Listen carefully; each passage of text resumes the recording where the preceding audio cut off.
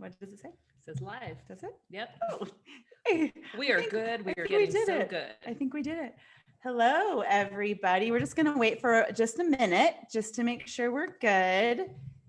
That wasn't very clunky. That was actually so far it wasn't clunky, but we're waiting for confirmation. No, I think we're on. It says live, so we're good. Okay, we're good. Okay. Welcome everybody to a Sunday Freedom Exchange. We are doing something new this week and we're really excited. Christy and I might sound a little hoarse. We were out really late last night having a really, really fun time at a friend's daughter's wedding. Yeah, it was awesome. We had a new experience. It was, our friend is Mexican, and so her whole huge family, all the food, all the music, it was the whole salsa and hip hop all mixed together. I swear I would dance for like a half an hour, and it ended up being like we were there for 8 hours. An 8-hour extravaganza. And I got up and worked early. I'm a little sore today from all the do I say it? No, I don't. Say it, no. Christy taught me some new moves. So, so anyway, we're really excited to be here. And let's see. Oh, we're good. I just got confirmation that we're good, which is always something we get nervous about with our lack of skills. So, do you want to talk about what the Freedom Exchange is? Sure. So we're really excited to have everyone here. And we, the reason we started the Freedom Exchange is because we wanted to bridge communities. We want to highlight the stories of people that have been incarcerated and that have come out with their head held high and are doing amazing things despite the really broken system.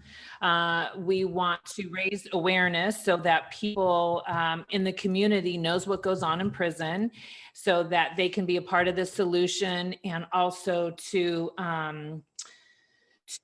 help squash stigma and help with we're getting lots of bells, help with people that are coming out and being part of the solution. So the general population really, I think, has a false belief about what kind of people are in prison. I know I did before I went in. So we're really excited to like spread the truth. And we got like 5 amazing people to spread the truth right now, 6 people on. Yeah. So we're good with that. Yeah. So today we're talking about the CARES Act and the home confinement. This is where almost 5,000 people that were incarcerated were sent home after a very heavy vetting process. Many criteria they had to meet to be able to be sent home to kind of thin out the prison population and the COVID crisis. And they were sent home, and pretty much across the board, when we ask anybody, were you told that you might have to go back? It's a resounding no. There was some that asked several questions just to really make sure that was clear to them, and they did not expect to ever be going back. They expected to finish out their sentence on home confinement, hoping possibly for clemency, but not going back. That wasn't a part of their thought. And now they've been out for quite a while and doing awesome things in their life, starting reconnecting with family and friends and jobs and homes and all the things. And if you can just imagine that you're starting this next part of your life and putting the other part behind you, and then do I sign a lease on this house? Do I buy this car to get to my job? Am I going to have to say goodbye to my children again? This is real stuff. These are real things I can't wrap my brain around. And to us, it doesn't feel fair. It doesn't feel like it should be happening. It feels like the more people are aware of this, that we can do something to shift this. Yes. And I was going to say too, the amazing part is that they're doing it on home confinement. So it's not like they have free reign to, do life. And so so there's a huge struggle and a huge barrier that they have to. Yes, they're still in the custody of the federal government. So it's not that they can do whatever they want. And we're going to get into actually what that looks like with one of our panel people. I am going to do what I do, which is a little education, because if you're like me and you have not been incarcerated, or you're not super up to speed with what the craziness, what this crazy subject is, I just wanted to explain what the criteria specifically were for our friends here today that they had to meet to be able to get out. So I'm going to read just for a little educational moment here. Okay, so they were living in a low or minimum risk security facility. Their age and their medical vulnerability was taken into consideration due to COVID. no violent or gang-related activity while they were in prison. They could verify a home and a plan for reentry that they would be successful with, so to help them not have to go, for recidivism and going back. The reason you said that word good. I did. Sometimes I stumble over recidivism. That's a big word. Yeah. The reason, thanks, friend. The reason for incarceration is a low risk for the community. No major incidents in the past 12 months of incarceration, and they must have served 50% or more of their sentence or have 18 months or less remaining in their sentence. And there's a few other things and some nuances to the ones I read, but that's the gist. So we use the term sometimes low-hanging fruit. These are a group of people that felt completely, that the Bureau of Prisons felt comfortable to say, go home and finish at home in your community, working with your families. So the concept to wrap your brain around going back when they've done what they were asked to do and they've held up their end, to switch it around is just, we're going to get into it. It's a really frustrating subject. Yeah, and the Bureau of Prisons don't just let people out. The whole time I was in, there were so many people that wanted a furlough to get out for a significant other's funeral or a family member's funeral, and they won't let them out. So so the fact that they're out in the first place is a big feat, I think. It's a miracle. I'm sure each one of them could say today that who knew COVID was a thing and that it was going to be the reason they came home. And I love, like, I've asked the question a lot, like, how fast from you knew that you were going to go home until you were out? And for some, it was like super fast, like go get your stuff and go. It was awesome. So let's get going. So, hey crowd, let's take you off mute, please. And I'm just going to let you kind of at your own. James, we still can't see you. If you want to pop on. Okay. If you want to there he is. You just want to go around and say your first name, what state you're in, and how long were you incarcerated and how long have you been home? And then we'll get going. Start with James. Okay. Sounds great. Okay, I'm James. I was sentenced to 60 months. I did 13 months and was released for home on the CARES Act. And I've been home about 15 months. Where are you? I'm in Las Vegas, Nevada. Okay, thank you. Lee. I'm Lee. Okay. Go ahead, Lee. I'm Lee. I live in Las Vegas, Nevada. I was sentenced to 100 months, which is 8.3 years. I served 4.7 years, and I was released to home confinement. Thank you. Nice. We're glad you're Did he say how long he's been home? I've been home approximately 5 months. Okay. Ladies, Wendy, Betsy. I'm Betsy. I'm from Tennessee. I was sentenced to 120 months, which is a 10-year sentence, and I did 6 years and 8 days of that sentence. I have been home for almost a year and a half. Wendy, you're on mute. Thanks, Kendrick. I love you, Kendrick. Okay, so I'm Wendy, and I am in New Haven, Connecticut, and I was sentenced to 180 months, which is a 15-year sentence. I did just a little over 3 years, and I've been home for almost a year now. Okay, wait till you hear this next one. Okay, wait a minute. So we got 60. Yep. We have 100. Yep. That's 160. Yep. We have 120. It's 280. And then we have 180. So what's that? 460? I know what you're doing right now. Yeah. Is that, what's the math? What's the numbers? Chrissy's Okay, on what it. is it? Two what? No, we got 180. We got 180. Betsy and Wendy have 300 months together, I think. 180 and 120. Yeah. Okay. And then Lee and is it John? Lee has James. James. I'm sorry, James. James had 100. James had 60. James had 60. And So we got. I think they got has- 4. I think they got 460 between them. I think it's 460. Yeah. Mm-hmm. I think 400. 460. I feel like I need a drum roll right now. Yeah. Well, my name is Kendrick. I'm in the great state of Texas. Make sure you say the great state of Texas. In 2003, I was sentenced to 400 months in federal prison. I served 17 years, 4 months, and 15 days. And I walked out of Beaumont Low Correctional Institution, FCI, September 30th, 2020. So this Thursday would be my 1-year anniversary from walking out of prison. To date, I've served 18 years, 4 months. Today is the 26th, so 18 years, 4 months, and 11 days on a 400-month sentence, which is 33 years and 4 months for a first-time nonviolent drug offense. That's crazy.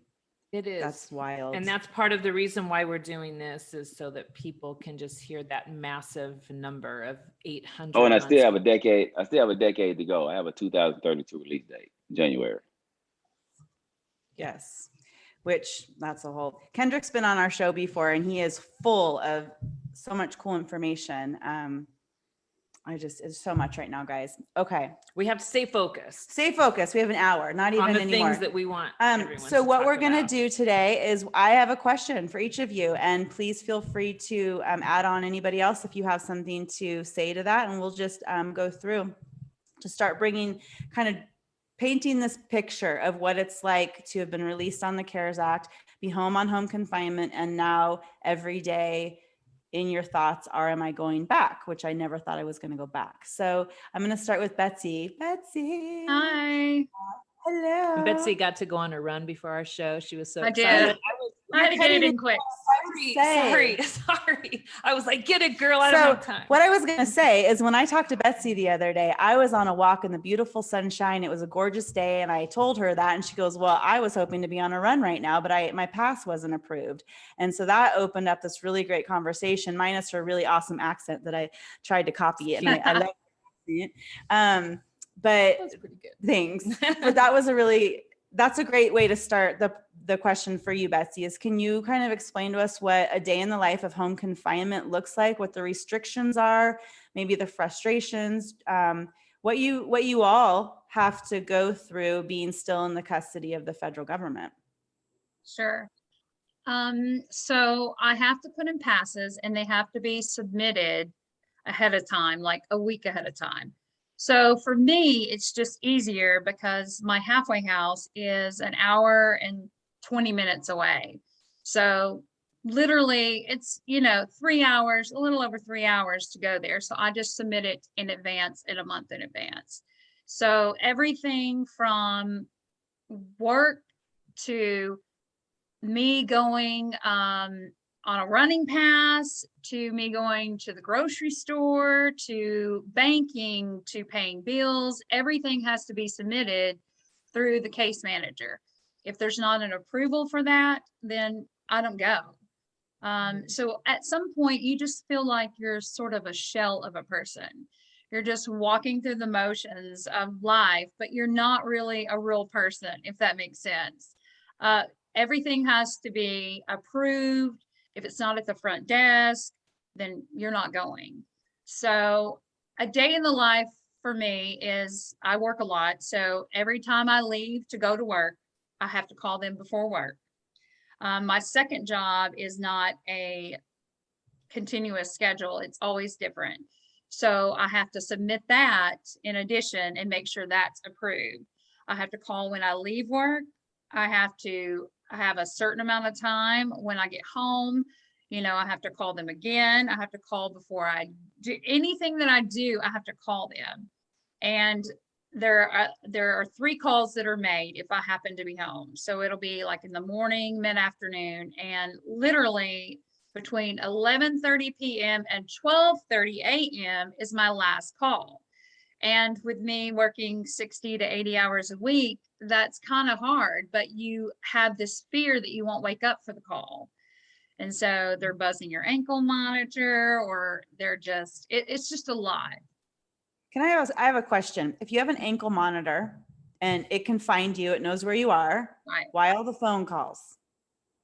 That's a question too. And then there are incidents when the people at the front desk, the correctional officers per se, won't write my time down, and they'll call my cell phone. And I have an ankle monitor, so can't you just look to see that I'm at the address that I say I'm at? So there's that again. It's very frustrating. When I moved from my parents' house, I wasn't allowed to go visit my parents, and my mother is sick. So I wasn't allowed to go there. And only recently, within like the past 4 months, have I been able to go and visit my parents. And that's, a 3-hour pass, and it's a good 30 minutes out there. So that's taking part of that too. So I can't do anything, like I can't go to home, like families, birthday parties, family functions. I can't do any of that because I'm still confined. Is there ever a time that you're going to be able to, like, do they say after so many amount of months you can? Because it seems like based on different people, based on where they are and who their manager is, they get different. Yes, and I know that there are other people who got out on home confinement that their restrictions are they can leave the house at 6 a.m. but be back in by 9 p.m. But that is not how my district performs things at all. So there's heavy restrictions played. And even the case manager says, of all the people I have, you're the least I worry about. But I still have the stipulations. Yeah. Does anybody want to add anything to any hard or interesting rules you have to go by? Or that's different than Betsy's? Mine is actually different. I need that 6 a.m. to 9 a.m. time. I'm actually out from 4:30 in the morning to 6:30 at night. So I'm out about 14 hours a day. I don't have to do I don't have to do passes. Like I can go for a walk. As long as I'm in by 8 o'clock, I can walk the neighborhood. My case manager is like, hey, we can look on the GPS. We can see you going 3 miles an hour sometimes. Sometimes you're going 5 miles an hour. We can tell you're walking. Pick it up, Kendrick. How fast you're running. Can y'all hear me? Yes. Oh, yes. Okay, so if you're going 35 miles an hour, we know you're traveling a vehicle. So that's just my thing. I transferred districts. For me to get out on home confinement, my case is out of the Northern District of Texas. So I had to go to the Dallas area. Now I'm in the Austin, Texas area. So in Dallas, they were calling all hours of the day. I didn't want to miss it. I know exactly how she feels. But here in Austin, when I first got here, I was like, hey, so what time you gonna call? They're like, we're not gonna call. You got a GPS. We're not doing all that. So they don't call. And I mean, it's basically like when I leave work, I can stop at the gas station. But if you stop at 5 gas stations, that's gonna be a problem. But you can stop and get gas. They know if you're at McDonald's 10 minutes, they know that you're getting something to eat. So they're kind of lenient in that aspect. Yeah, that's a no-brainer, pretty much. Does Wow, one more person want to add anything before we go to the next question?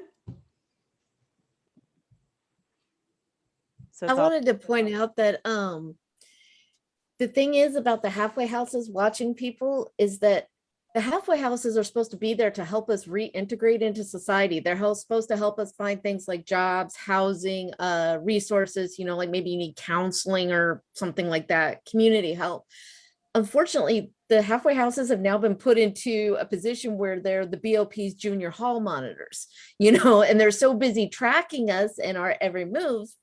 And I don't blame them for that. That's the job they've been given, that they don't have the time to really concentrate on providing the services that people actually need when they're getting out. That's a great point. Hey, but real quick, let's just be fair to the halfway house. Let's just be fair.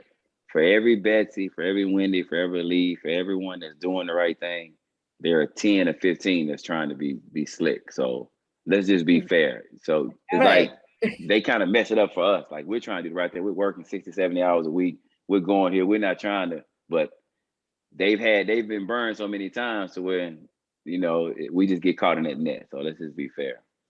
Good point. So Kendrick, I'm just going to keep on with you right now. I'm going to ask you my next question. Since you've been home, you've done a lot of things to start building your life back up. You've accomplished a lot, and then a lot of opportunities, and people have been calling you for things. And I want to share with our viewers all that is possible when you get home, that you're not just maybe just some are just working, but you've taken it to this other place, and it's pretty amazing. It sort of confirms why I don't think you should be going back to prison, Kendrick. So could you share some of the things that you've accomplished and that you've been asked to be a part of? I've been doing a lot since I've been home. Like I said, it'll be a year Thursday. And it starts with a great family support system. You know, just having family here where you don't have to worry about certain things, where you can kind of just take a breath and figure out what you what you want to do or what you need to do. I just sat back. I figured I got my commercial driver's license. Once I got my CDL. I went to school, started school May 14th. I got them July 14th. I want to say like July 24th, I got a job offer for $24 an hour with Coca-Cola. I started at Coke August 10th.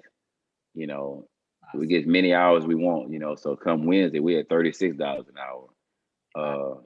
I got Life in the Feds, of course. You know, Life in the Feds is just showing people what my life is like being home, what showing people inside, but more importantly, it's about life through Jesus Christ. I also have Trial University, because this is definitely a trial. This is definitely a test of faith. Having a decade left on your sentence, being with the threat of being sent back to prison.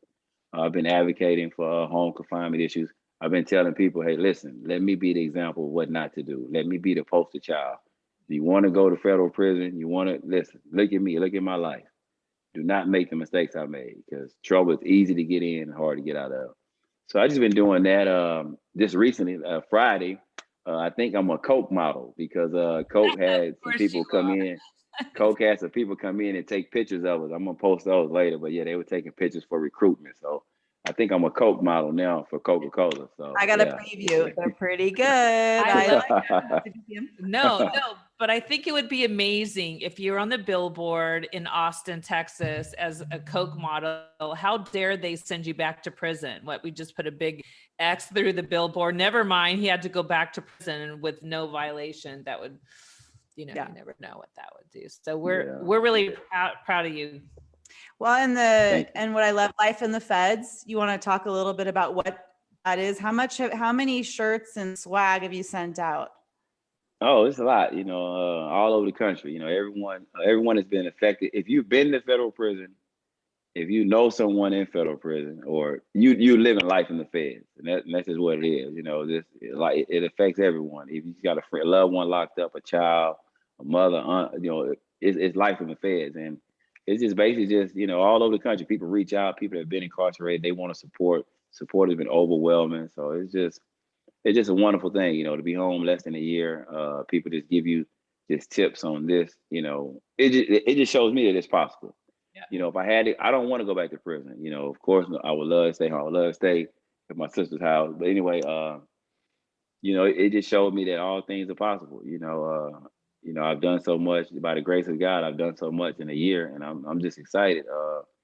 I'm not believing that we'll go back. It's not a thought, but just having that over your head, just having that, just one day, the only silver lining we got, y'all, is the pandemic. Every day is something.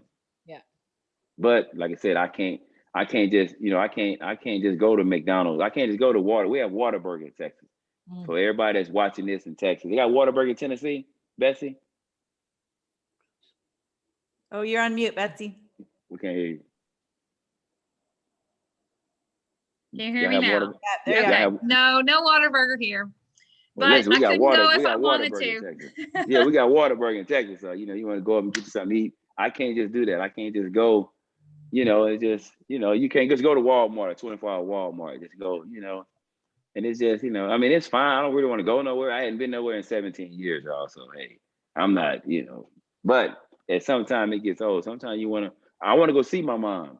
We had the snowstorm here, and we had a generator for a couple of days. Well, when the lights went out, I was calling the half. I was like, hey, I can't. They said, well, listen, you can come charge your monitor, but you can't stay because you got a quarantine. I'm like, that makes no sense. So what? I'm gonna stay in the house and freeze to death?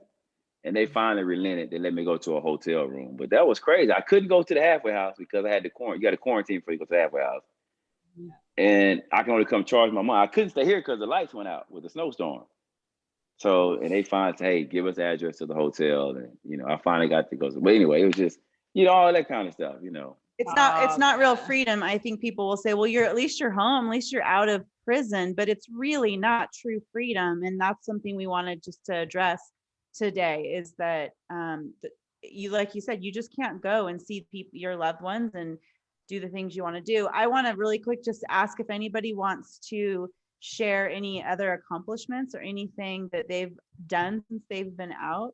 They were, It's okay. It's not bragging. We want to hear we all want of to it. cheer you on.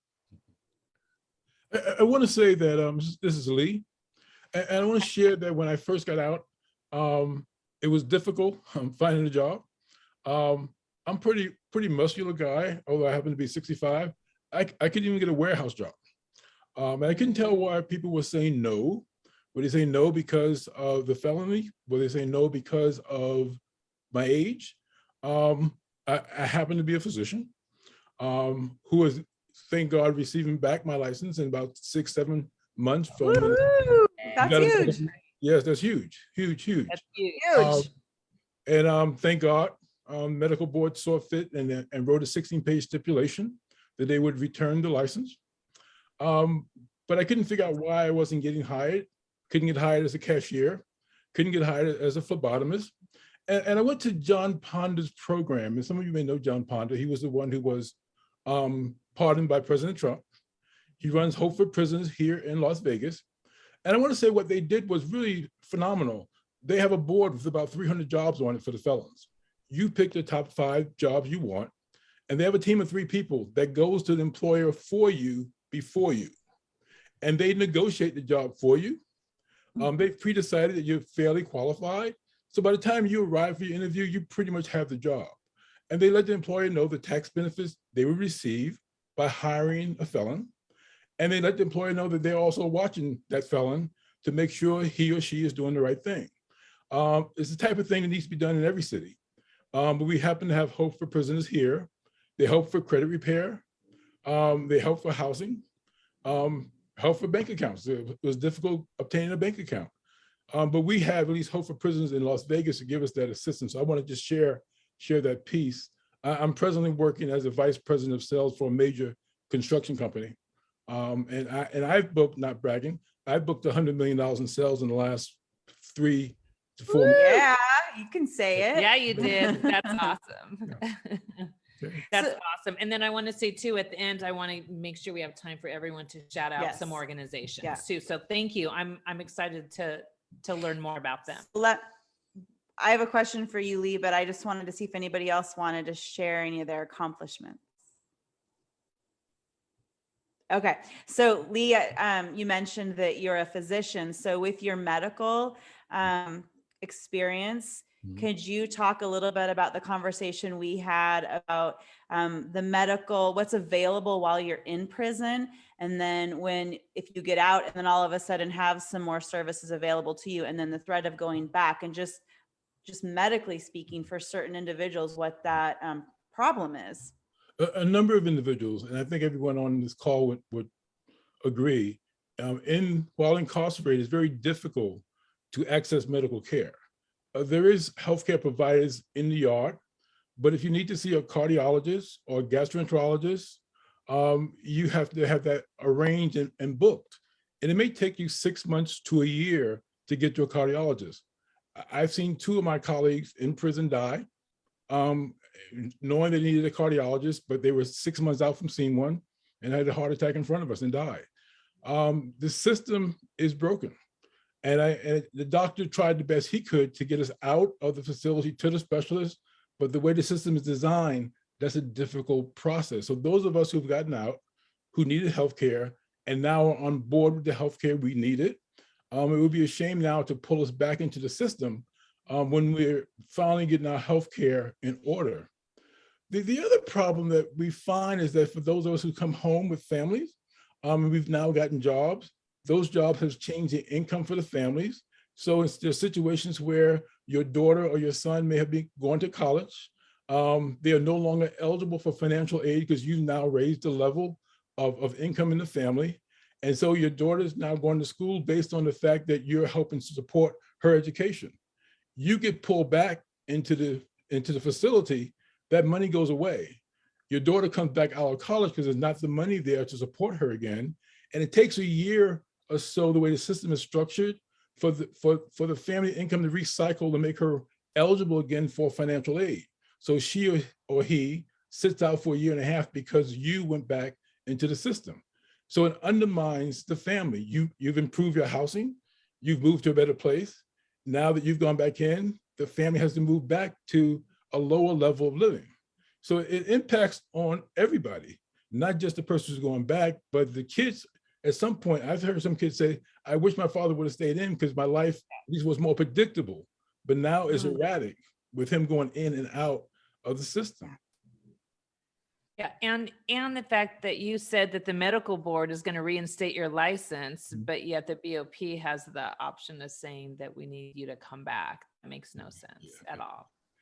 And there's no communication between the two. Yeah, they're doing. Oh, definitely. I don't doubt that at all. But yeah, but just on a basic level of under like humanity, like And common sense, but we know that has nothing to do with the BOP, so that's ridiculous. Exactly. And let me say in full disclosure, I just received, I think Chrissy knows, I just received notification from President Biden that I'm on the list of the 1,000 individuals who are being they're trying to expedite their clemency. So I'm on that list. Again, thanks be to God and the grace of God. So hopefully that won't happen to me, but I am on the list. It has not happened yet, but we're looking forward to it happening hopefully soon. That's can you amazing. explain how you got on that list or what the criteria was to being on that list? Good question, because I didn't do anything to propel myself to be on that list necessarily. Apparently there's a criteria, there's about 5,000, as you indicated, inmates who are on home confinement throughout the United States. There's been a push for all of us to receive clemency. For reasons that are unclear, about 2 weeks ago, President Biden released a list of 1,000 individuals for accelerated clemency. Apparently that list, to make the list, you had to have drug charges. I have drug charges. You had to be nonviolent, and you had to have less than 4 years left to serve. And if you fit those criteria, my understanding is that you was able to be placed on the list. I don't have the privilege of knowing who else is on the list, so I don't know if everyone really fits that criteria. I know there's a push for the remaining 4,000 or so inmates who are home or home confinement to also receive clemency. So I'm not quite sure how I made it onto the list. There was a package I needed to fill out, a pardon package, and send to the pardon attorney for the United States. My halfway house asked me to fill that out once I made the list. I have to say I filled the application out twice before, once 4 years ago and once 2 years ago, and never got a yay or a nay. And then suddenly this time around, I'm on the list without doing anything. Okay. Wow. Okay. Does That's anybody amazing. have anything to add to anything that Lee shared that resonates with your story? I I have would one. agree with him that I have actually witnessed several people die in front of me just from the lack of medical care. And the BOP knew that there were health issues, but there was no resolution quickly. And literally in front of my eyes, the person has collapsed and died.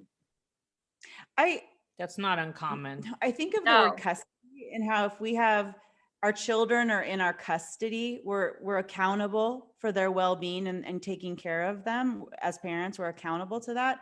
And if you're in the custody of someone, the federal government, why are they not accountable to also caring for your well-being? Great question. Hey, thanks. That's a great question.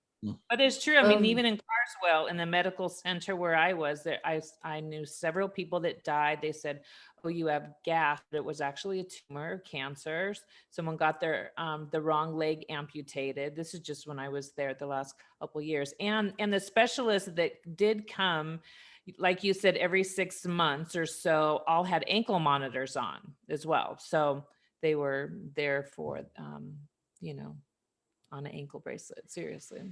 You know, one of the reasons is no one ever dies in federal prison. You know that, right? Yep, I know. Yeah, no one ever dies in federal prison. Even Wanna if you die in explain federal that? prison, you die They at the die in the hospital. hospital. That's right. Yeah. So you never Pronounced die in dead at the federal prison. hospital.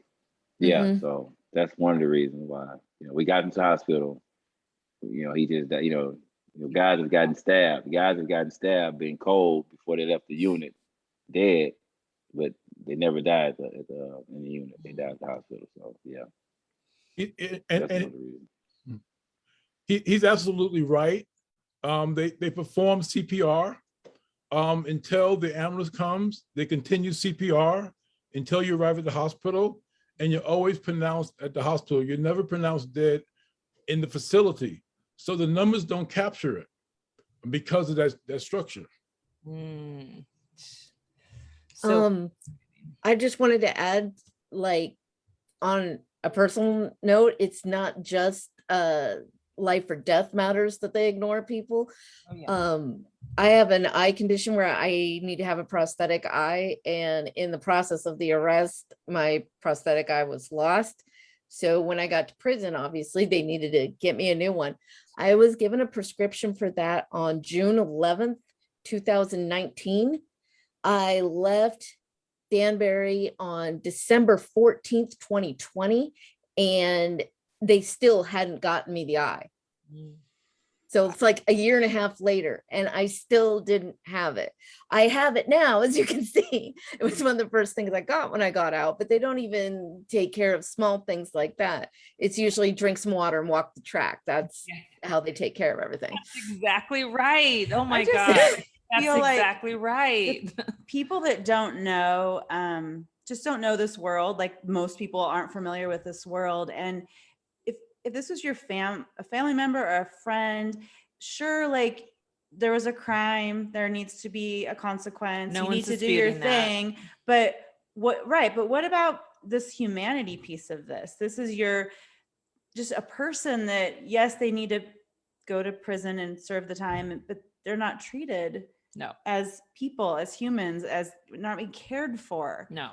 This Cared needs to be for. out like That's this. funny. Cared for. Right. We That's also know we're not supposed to hilarious. say it's a correctional facility No. or a rehabilitation center, because none of those things are happening. But it just hurts my heart just Yeah. that we're That's why we're in talking this about country and this is what we do with Yeah. people. Just is hard. That's what So, we're talking about. okay, we're going to move on. Wendy, it's your turn. You sent a really, really awesome, was it through a text? Yeah. That what you know what I'm talking about, what you sent Christy today about kind of the winners and the losers in this conversation, whether it's the criminal legal system or the person incarcerated or the families. There's just a really cool perspective that I think you should share with our viewers. Well, one of the things is that we've been talking about with regard to the clemency thing that Lee was talking about just a little bit ago. We've been advocating since it came to be a thought that we might have to go back, that should not happen. Because the first thing I want to say is, not only were we never told that we might have to come back, I can't speak for everyone, but I know a whole lot of people were specifically told not only that, they weren't told they would have to come back, they were told they would not have to come back unless they did something to violate the terms of their release. So to have that script flipped on us now, it feels like a real bait and switch, because there are people who said, if I'm going to have to come back, I don't want to get out because I'm not putting my family through that again. Because as anybody knows, being taken away from your family, it hurts your family a lot. It really does. And it was already bad enough that we did it to them once. We don't want to do it again, right? The thing is that now we're on this type of community supervision to serve our sentences. And to me, I'm like, this is a pilot project for what should be going on in general. So often incarceration is seen as a game of winners and losers, that you have to be incarcerated because otherwise there's no justice. Justice needs to win there. But when you're incarcerated, you're going to lose time, talent, energy, financial standing, careers, etc. Right? But if you're acquitted of your crime, then it's this feeling that justice was lost. But if 95% of people are going to get out of prison anyway, and if all these people have been judged to be non-threats to their community, if you want to teach people how to act right again, to have some accountability, to say, okay, from now on, you need to go to work, you need to be drug tested regularly, you need to get help for whatever problems led you to do this kind of mess to begin with. This is how you do it. Because if we're sent to prison, that's just an adult daycare.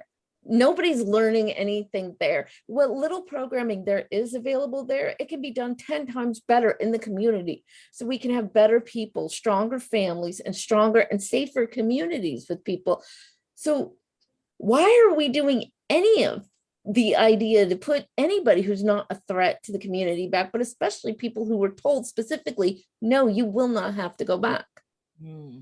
So what do you say when you get the pushback? I realize there's a spectrum here. There's some people that are going to never agree or feel like there's an alternative to a consequence for a crime. But what do you say to those people that are just kind of in the middle there of, well, you did something wrong, so you need to go. This is what our law says, is you have to go serve 30 years for a nonviolent drug offense. Like, No one says that. What do you No s- one says what that about- they need to go for 30 years. People don't realize that no, I'm serious.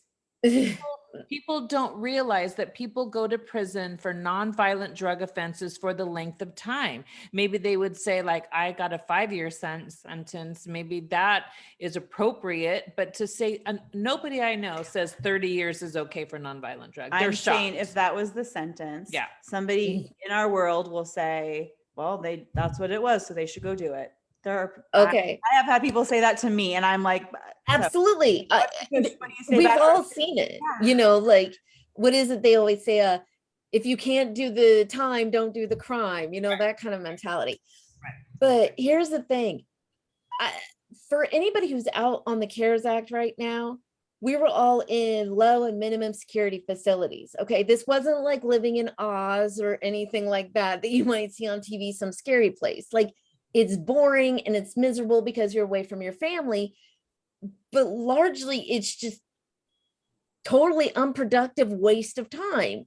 I always tell people, and I'm not being flip when I say this, I'm dead serious, all we do is sit around and watch TV and eat Cheetos.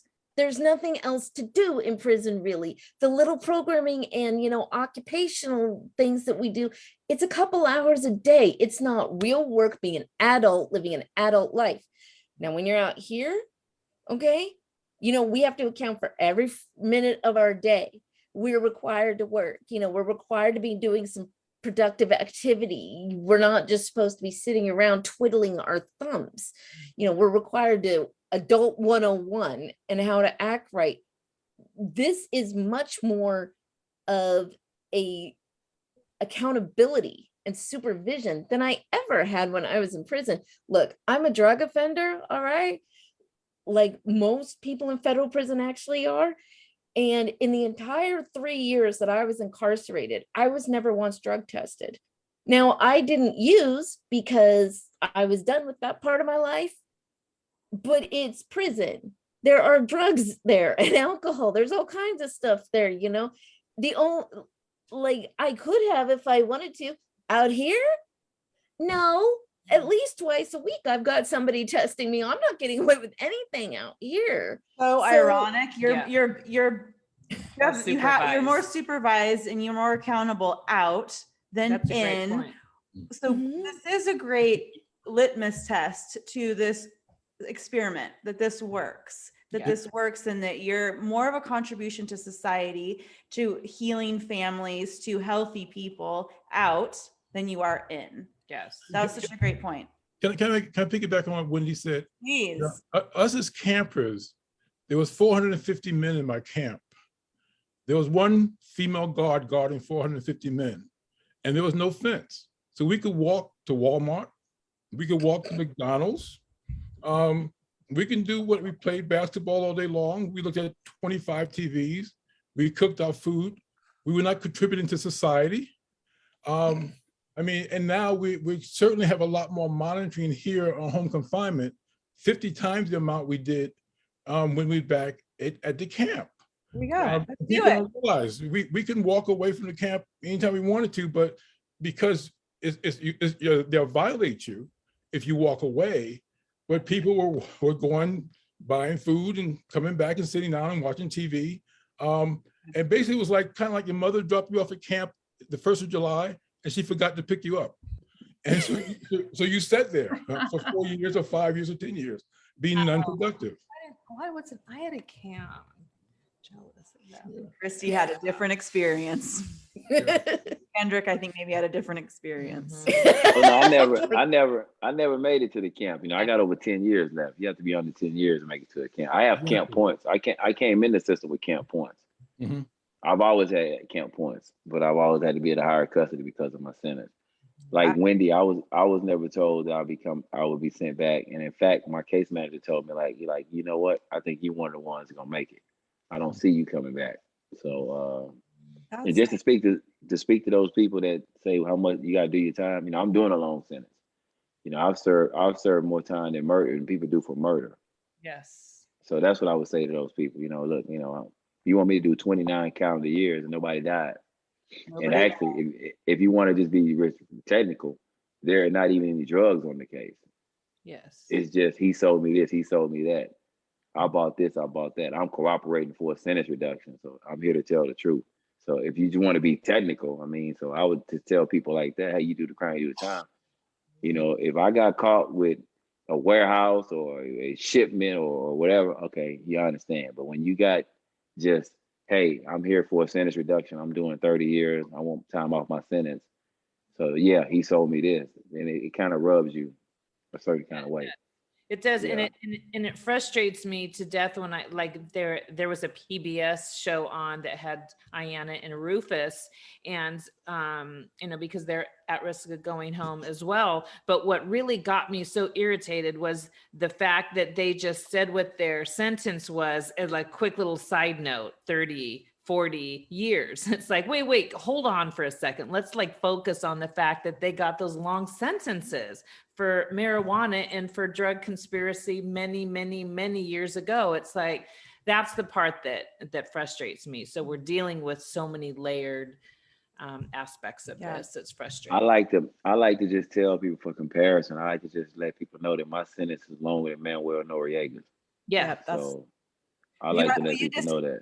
Can you say that Yeah, again? like give a 30-second, like say that again, because that's a huge thing about your story. My 400-month sentence is longer than Manuel Noriega. And I was in a small town in West Texas, and he supplied countries. So that's pretty wild. Profound. That's why when people say do the crime, do the time, it, you know, it fluctuates so much. And just like the fact that like what Lisa or what Doc said about the numbers, it's like now they're saying that they're considering the people that have 4 years left. Where'd that number come from? It's just an arbitrary number that they pull out of what a hat with. Was there a clock that said 4 o'clock that afternoon? So let's just say 4 years left. That makes no sense. And that's, I think, one of the most frustrating things is that it's so arbitrary and doesn't make any sense. Random. you know, What about the white collar people? they're really committing political suicide if they do that. Because I've been reached out by CBS Evening News, Nightly News. They want to come down.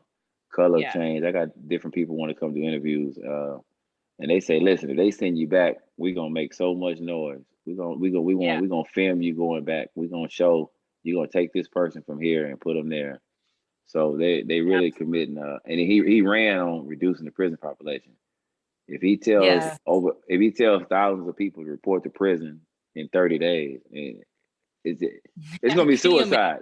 It's gonna be, you know, it's gonna be bad for him. So yeah. And then you're going to be on the billboard of Coca-Cola.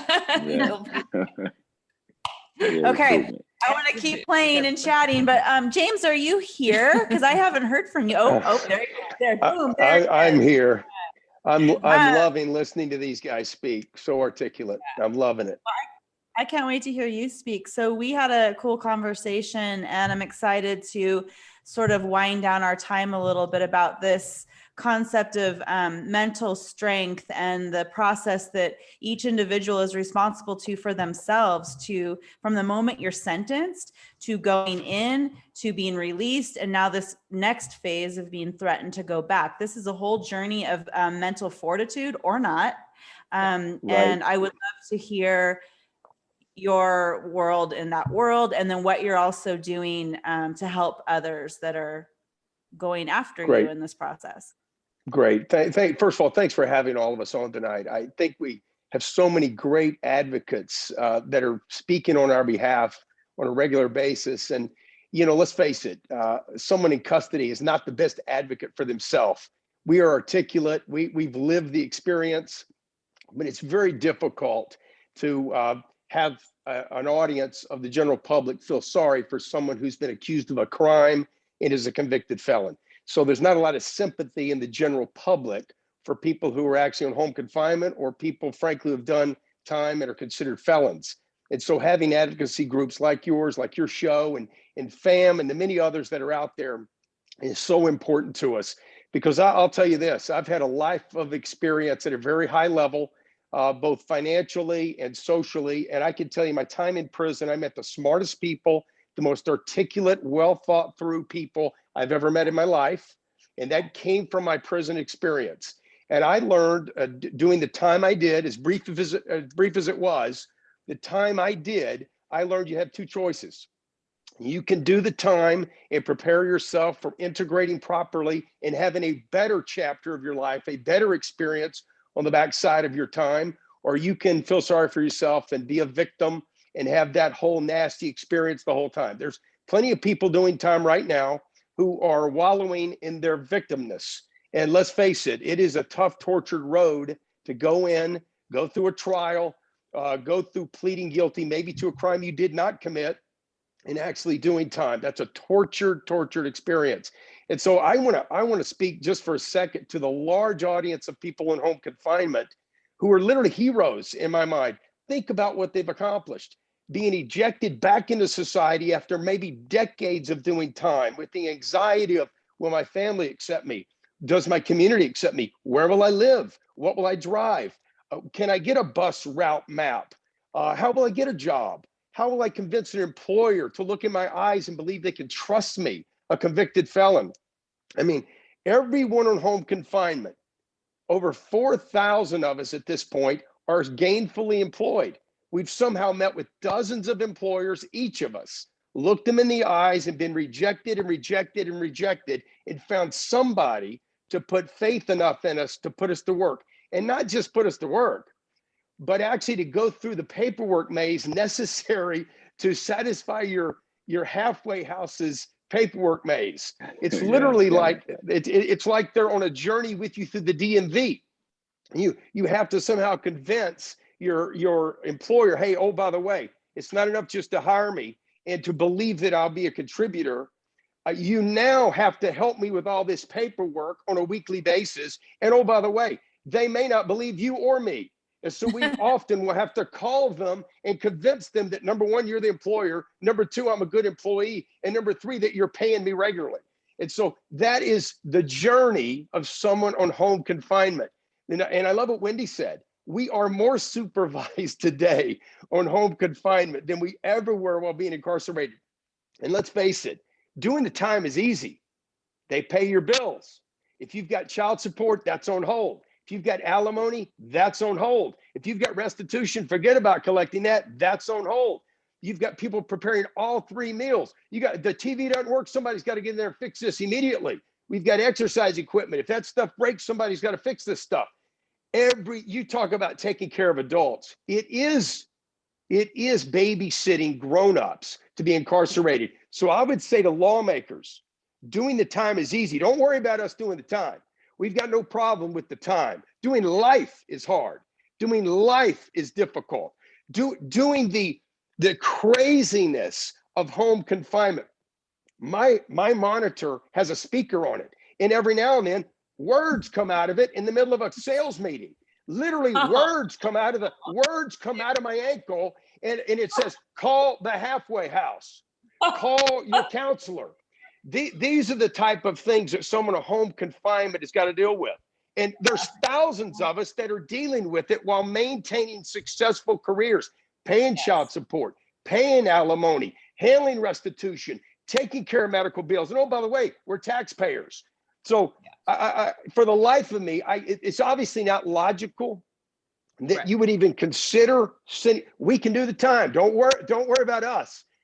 Doing time is easy. Doing life is difficult. And I'm so happy that we've got this large group of people that successfully reintegrated back into society. I don't know what more you would want from a sample of people who have done federal time than to have a 98% anti-recidivism rate where we've successfully got. What do you say to those 4,000 employers when you send us back? Do you want them to take a chance again on a felon? How would they ever agree to do that again? You've got 4,000 employers, you've got single mothers, you've got college kids. All these folks are counting on us. The community's counting on us. I just think it makes no sense. And I think it doesn't make any sense to the lawmakers either. Let's get serious about that. This is about a political calculation. This is about making a decision to the political best interest of our lawmakers. And so I think we just have to help the public realize that if their voices are loud enough, it becomes politically important for the lawmakers to make the right decision. Because the right decision is to take the weight off the families, off the community, and do the right thing. It's less expensive to have us paying our own bills, to have us taking care responsibly of the things we should be taking care of. So that's what's on my mind. And I just consider the people that are at home on home confinement heroes. Think about what they've got to put up with. Doing life is hard. Doing time is easy. I like that. I like that. I got to borrow that because it definitely. Kendrick, you need to make a T-shirt out of that one. Kendrick taking notes. Yeah, I definitely like that. And I've been in all custody, so you know what I mean, it's just really a waste of time. Like, you know, it's a waste of time. You're just existing. You know, you're not even living. You just so yeah. James, you should have chimed in a long time ago, man. That was great. I know, I agree. You were Thanks, so Kendrick. And then boom, home run. And then he goes off camera again. So there you go. Hearing We all like of to see this, it. I keep thinking, if you even knew it was a possibility to go back when you were released, what choices would you have made different? Would you have maybe not bought that car, or maybe not signed that lease, or Warned your kids. maybe held back a little bit how much you reconnected with your loved ones? Because I don't know if it was that you, Wendy, but thinking about leaving them again and having to say goodbye again, you know, what would you have done differently if that was an option? It wasn't what was on the table. So you guys went for it. You went all in on your life, and to be considered as not that needing to go back and we're going to take away this That's going to be situation. traumatic for children. I mean, traumatic. Or you guys, I feel like it's traumatic right now.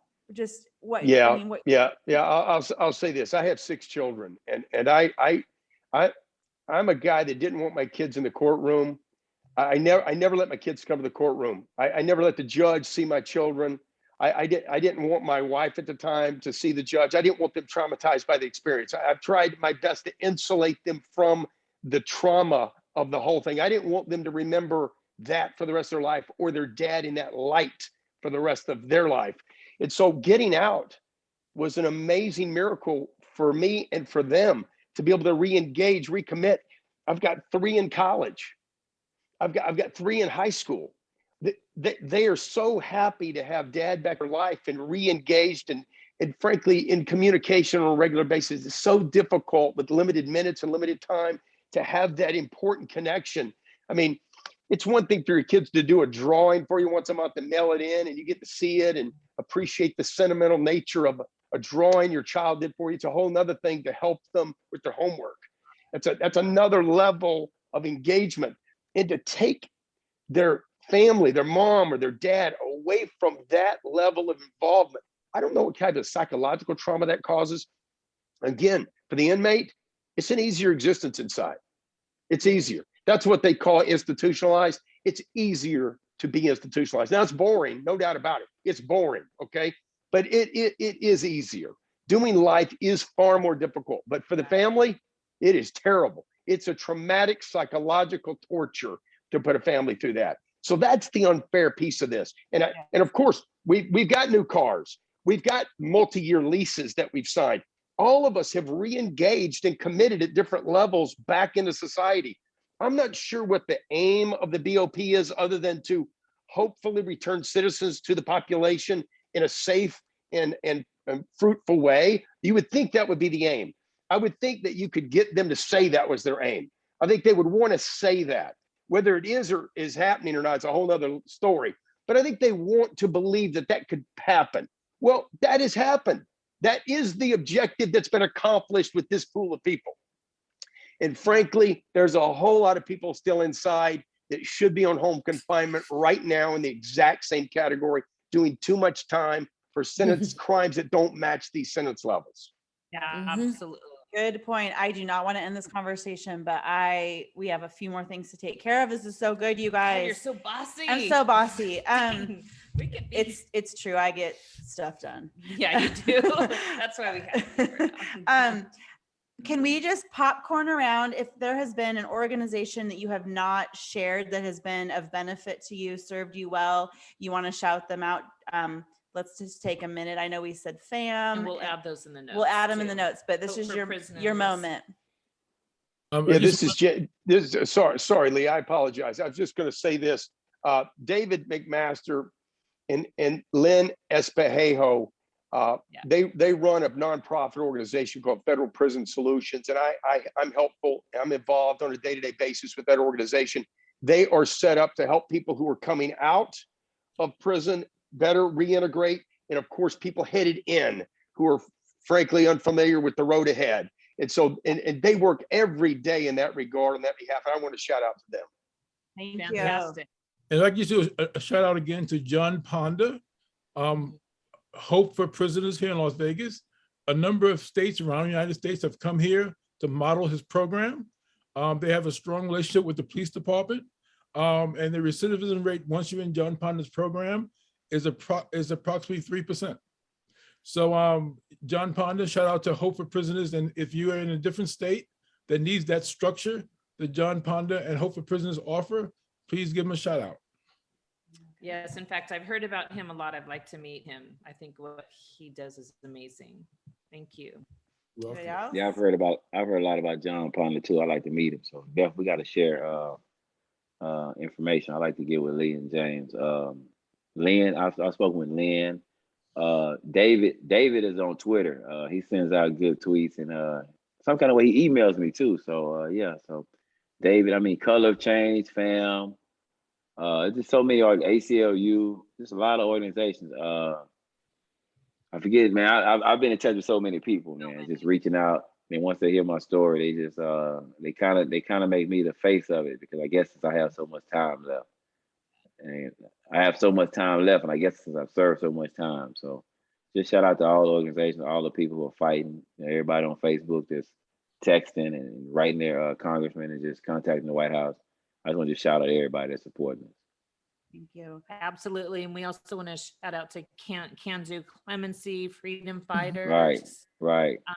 In fact, Definitely what we'll do Amy. is add Amy, that at definitely. the end of our notes too, so we can have all of that. And then also, I know, Wendy, you had written a sample letter that people could use in order to contact their congressman. So we'll also add that. Can we add that at the end? Okay, we'll find a way to add that just so people that hear this can feel like that they can do something about it and contact their people. What are you looking through our Facebook at see if there's questions, and looking at the comments. And I know Lynn is watching right now. Lynn Espejo, she's been a guest on our show. And if you want, if you want to hear some just atrocities and craziness, she's super articulate. She's like a fire hose of information, and she can tell, I mean, you'll get a good picture of the BOP and the experience. And her, she said a lot in an hour, and it's really interesting. So I would say maybe watch back to Lynn's episode.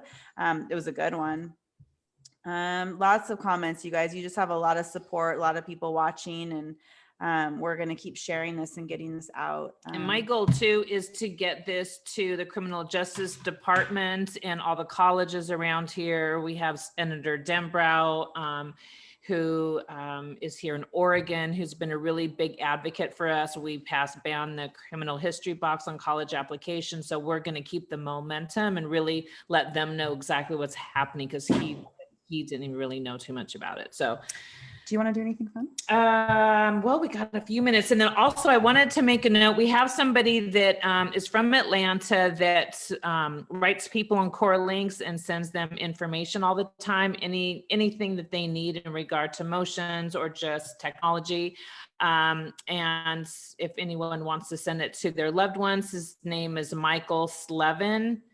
And the email is MICHAELSLEV is in Victor IN @yahoo.com. And you can get that for anyone that's in. We'll put that in our show notes. Yes.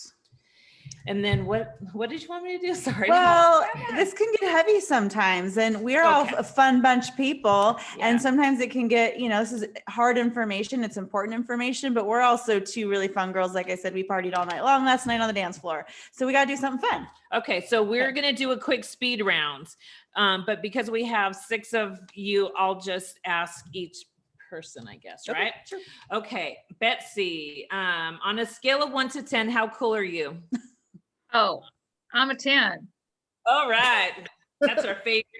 That's our favorite answer. Lee, are you a morning, noon, or night person? I am I'm a morning person. Morning person. You and me Gotcha. both, buddy. Okay. Let's see. Wendy, what's the craziest thing you saw in prison?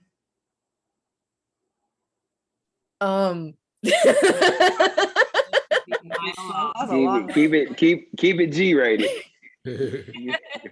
Oh, yeah. Honestly, you know what? This was actually a happy thing too. When COVID came and it hit the fan, when you're in prison, and I don't think the general public realizes this, we're not allowed to have things like rubbing alcohol and bleach. These are considered like toxic corrosive chemicals. Well, what kills coronavirus? Bleach and rubbing alcohol. So we weren't allowed to have that. Well, there came a point where there were enough of the COs who said, yeah, whatever, here. And they came with the Clorox and they came with the rubbing alcohol, and they said, go to work, get it done. And, that was great. That was great. That's cool. That's cool. Let's see. James, what makes you smile? This call made me smile. I was reminded, being out 15 months, I was reminded how great the people are that I did my time with. I mean, frankly, this sounds crazy, but it's a very important memory in my life, that time I served and the people I served it with. I love the experience, and I'm still in touch with most of them today. I understand. I love completely. that perspective of the gift of it and the growth and the. And isn't that life? Yeah. It's the gift and the hard thing at the same time. Lee, describe yourself in 3 words. I'm a giver. I'm preoccupied with making sure everyone around me is successful. They're my priority. Whether they have my DNA or not, they're my priority. That's great. Kendrick, so out of all the flavors of Coca-Cola, which one is the best? I'm not going to ask Pepsi or Coke because that would be obvious. Listen, I gotta keep it real. Yeah, I gotta keep it real. I'm in Texas. I'm in the South. Yeah. We represent the South, the third coast. Strawberry Fanta. Yeah. Yeah. It was a sweet drink. And the pineapple Fanta. Pineapple, I got 2, strawberry and a pineapple Fanta. Yeah. It's going down. Those better be Coke products, Kendrick. Those better be Coke products, Kendrick. Hey, I deliver them every day. You know what I mean? Okay, good. Strawberry and pineapple Fanta. It's going down. Wow. I love it. I want to get some comments about that. I wonder what the people, give me a comment. Strawberry. Yeah, get some comments. I like the strawberry. They got pineapple, pina colada. They got all kind of, they got stuff I've never seen. So I'm seeing a ginger Sprite and a tropical. I'm like, what is this? So my coworker was like, you've never seen that? It's been out a while. You never seen that? I'm like, nah, because they don't know. I put my knee pad. I got some knee pads, right? I put my knee pads over my leg monitor. So I was working yesterday, and this lady was helping me. And she was like, oh, you got your knee pads. What is that? I said, it's a little more than knee pads. It's a little more than that monitor. She saw it kind of bulging. Oh, yeah. I said, and I got to tell them my story. And everybody I tell my story, they inspire. It's like, man, you inspire me. To see what you're going through, if you don't have a bad day, there's no way I should have a bad day. Because I can't have a bad day, y'all. I'm home. 10 years earlier, I refuse to have bad days. I love Isn't that I love amazing? that. Because, you know, when I got out, I wasn't going to tell anybody because I thought there would be no reason to share any of my shameful experience. And I found the opposite to be true. So when we share the hard thing, whether it's prison or doing some, you know, anything out here in the world that's really hard and shameful, that could be our superpower. It's an amazing conversation piece to help us bridge each other. You know, I love that. And Kendrick, your son says Sprite. He said on the comments that he loves just plain Sprite. So on your way home, if you're gonna get him something to drink, get him Sprite. That was cute. You guys, I don't want this to end. I appreciate you all so much. Super grateful for today. And I think you're all amazing. And I wish we all lived closer. Christine, I will take a nation tour eventually and come say hi to all of you because we talk about that a lot. We want to see you all in person and have a cup of coffee or a Sprite. And I'm not having pineapple Fanta. Oh, I am all over that. Yeah, tell you, it's like that. We just think you're all amazing. And we want everyone to see the same thing. So we're sharing this with everybody. You guys keep sharing this, and thank you guys. And we'll be there fighting all the way. I have a feeling we're going to be good. I have a feeling we're going to be good. We're going to be good. We're Yeah. going to be good. Yeah. Well, I'm not going back. I don't know how they're going to solve the problem, but they best find a way. Because I'm not breaking a promise to my kid. Not again. Get it, girl. Okay. Bye, you guys. God We bless love y'all. you. You're awesome. You look amazing. And Thank we'll see you. Okay. Bye, guys. Thanks, guys. Thank you. Bye. Appreciate it.